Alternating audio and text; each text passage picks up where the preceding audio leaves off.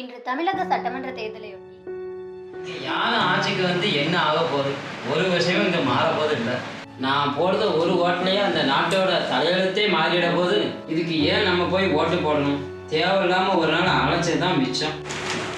அப்பா தமிழ், அப்பா கொஞ்சம் சாப்பாடு போடுமா?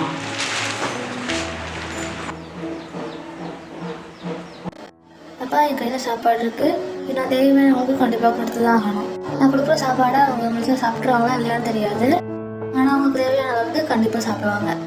ஒரு சிலர் கொஞ்சமாக சாப்பிடுவாங்க, ஒரு சிலர் நிறையா சாப்பிடுவாங்க. ஆனால் அது யாரோட பசியாவது கண்டிப்பாக தீர்க்கும். அப்படி இல்லாமல் அது நம்ம கையில் இருந்தால் யாருக்கும் உதவாது. அதே மாதிரி தான் நம்ம போடுற ஓட்டும். நீங்கள் யாரும் ஜெயிச்சு வந்தாலும் ஏதோ ஒரு வகையில் நமக்கு நல்லது நடக்கும். நீங்கள் ஓட்டு போடாமல் இருக்கிறது உரிமை வேண்டாம்னு சொல்கிற மாதிரி. நீங்கள் போடுற ஒரே ஓட்டால் இந்த நாடு மரியாதை, ஆனால் ஒரு நாள் கண்டிப்பாக மாறும்.